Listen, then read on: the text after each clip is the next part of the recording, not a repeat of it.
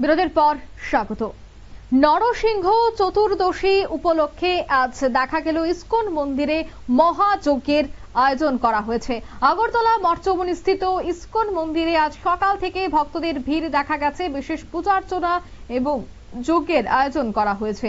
ধর্মীয় উন্মাদনা ছিল যথেষ্ট। নরসিংহ চতুর্দশী উপলক্ষে মহাযজ্ঞকে কেন্দ্র করে বেশ কিছুদিন যাবত চলছিল তোড়জোড় প্রস্তুতি। তবে আজ দেখা গেল সকাল থেকেই মঠচৌমুহনী ইসকন মন্দিরে ভক্ত সাধারণের উপচে পড়া ভিড়। কি বলছেন তারা আজকের এই পূজার্চনা থেকে শোনাচ্ছি। রাজ্যবাসীকে নরসিংহ জয়ন্তীর অনেক অনেক শুভেচ্ছা এবং অভিনন্দন। আজকে আমাদের ইসকন আগরতলায় যে যজ্ঞ অনুষ্ঠান হচ্ছে সেটা নরসিংহদেবের জন্য উৎসর্গিত করা।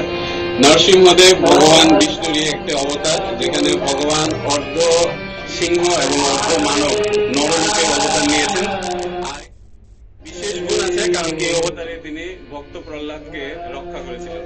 তো আমাদের ইসকনে প্রত্যেক বছরই এই দিনটিতে নরসিংহ জয়ন্তী পালন করা হয়, যার মাধ্যমে আমরা ভক্ত বৎসল প্রহ্লাদ মহারাজকে শ্রদ্ধা জানাই এবং তার সঙ্গে সঙ্গে এই প্রহ্লাদ মহারাজকে রক্ষা করার জন্য যে নরসিংহ স্বামী ওনার অবতারের যে আজকের দিনটিকে সেটার প্রতি শ্রদ্ধা জানাই।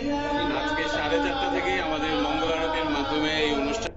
আপনারা শুনলেন তাদের বক্তব্য। বিষ্ণুর চতুর্থ অবতার নরসিংহ শক্তি এবং পরাক্রমের প্রতীক। প্রত্যেক বছরই এই মহাযজ্ঞের আয়োজন করা হয়। এই বিশেষ দিনে এবছরও কিন্তু তার ব্যতিক্রম হয়নি।